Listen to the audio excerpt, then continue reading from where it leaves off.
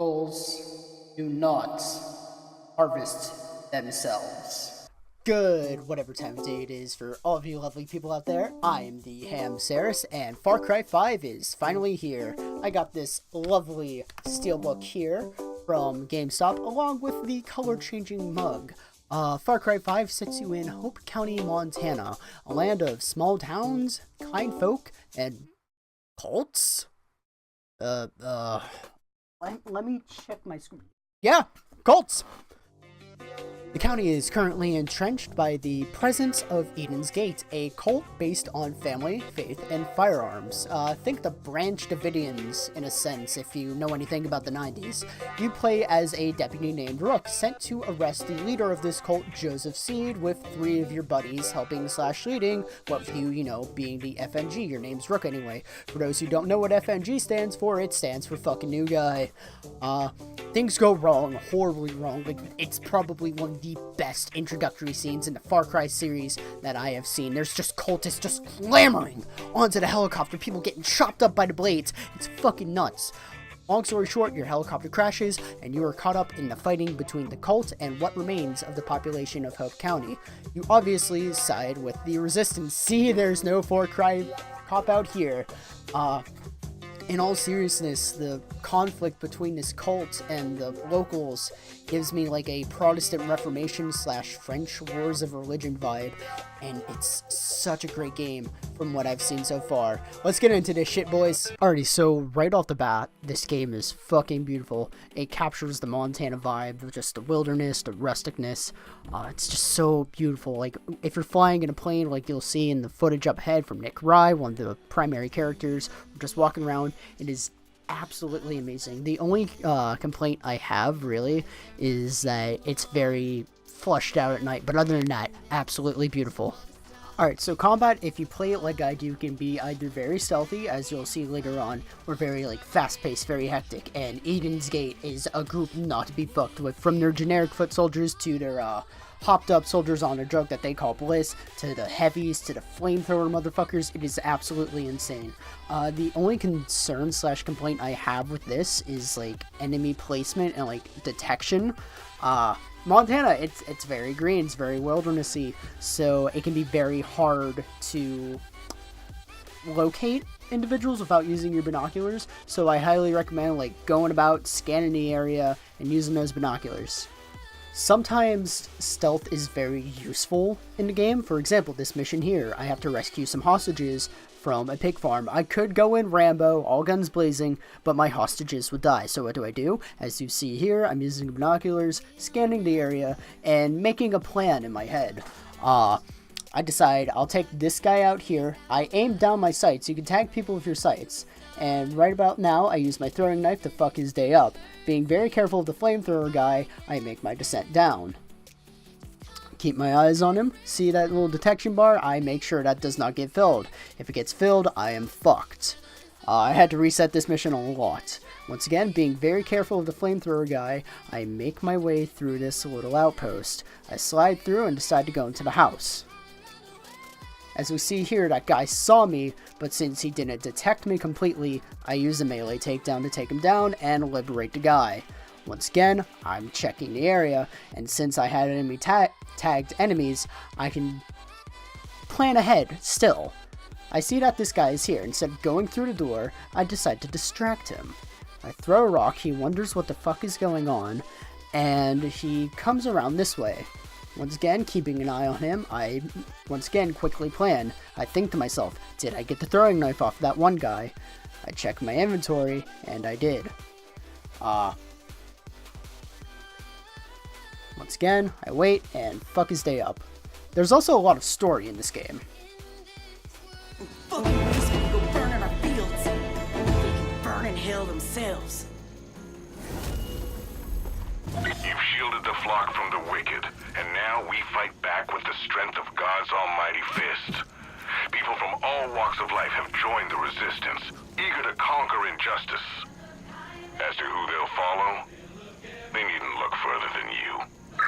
So, what we see with the pissed off lady being absolutely ticked that her property is being burnt down by Eden's Gate is the fuck with me, I fuck with you mentality. And everyone in Hope County, from what I've seen, has that vibe. They're very tight-knit, but like in a good way. Like, it's just the right amount of yee fighting the more intense yees.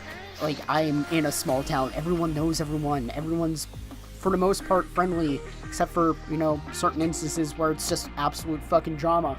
Granted, there's always that one weird guy in the community, but hey, they're family.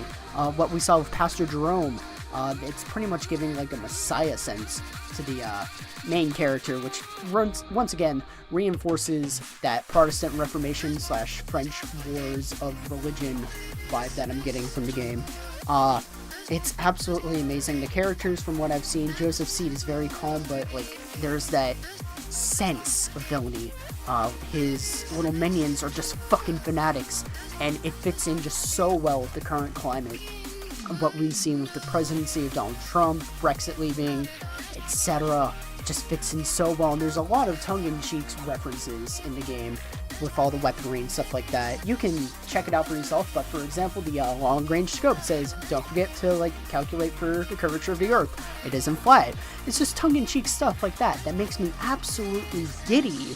It's just a wonderful, like, tone. There are a myriad of weapons in Far Cry 5, from the humble shovel to the grenade launchers and sniper rifles in this game.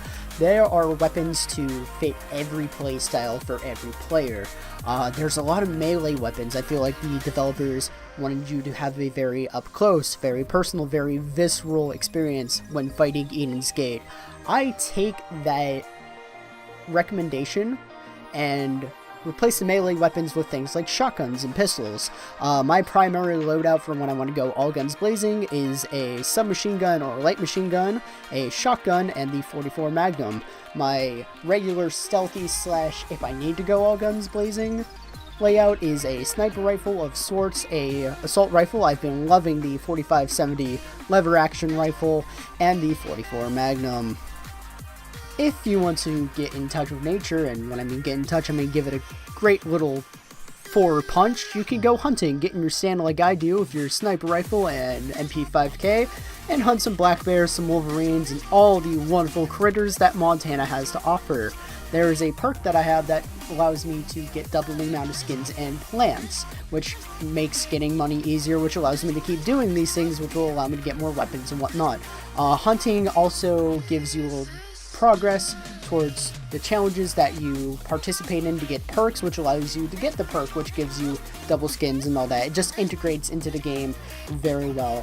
Once again, be absolutely careful in this game because Montana is as deadly as it is beautiful. That is a rustic enough for you. You can go fishing, fly fishing. It's just as mellow as the hunting, in my opinion. You're just out there having a wonderful time, and it's fly fishing, and there's different types of flies that you can get with a special perk, and there's like little like state, like county records that you can like go for. It's honestly just a wonderful way to make money. It's so well integrated, and from just, you know, like catching these massive 20-pound fish that, like, you know, would be on the tails of all fishermen's stories to the little boys that you're seeing right now. It's a wonderful time.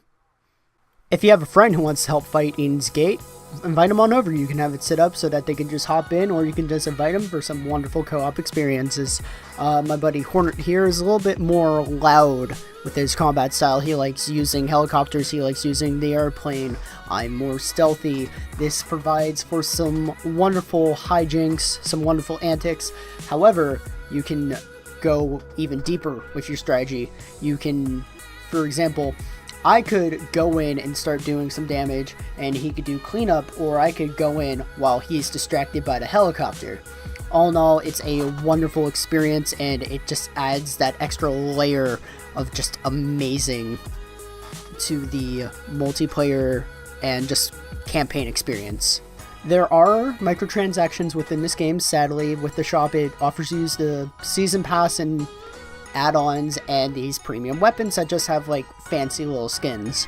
There are silver bars, which is the premium currency within the World of Hope County. You can find these. I'm not sure how many silver bars there are total within the entire game, but you can buy the premium weapons not seen on the screen with in-game money. So if you want it now, damn it, you can get it right then and there. It doesn't really give you an edge in anything, just a fancy skin. Or you can like grind and get the money and get these premium weapons that way. In conclusion, there is a lot of stuff to do in Far Cry 5, from purging Gehenna's Gate to helping out with the Testy Festy by killing cattle mid-coitus. I shit you not, that is a side quest arc. There is no time for boredom in Far Cry 5. Granted, there are some little pet peeves of mine that I feel like would make the game even more amazing, like with the guns for hire, I feel like your ally should be a little bit more aggressive, or there should be like a, hey, follow me, do this, do that system instead of just give order or follow. Other than that, it's a wonderful experience, and I give it 8.5 Hamshanks out of 10. If you liked it, awesome. Smack that subscribe button, give the bell a little ding, and check out my Twitter and Snapchat for your daily serving of ham. I'm the Hamsarris, and I'll see you guys in the next video. Bye-bye!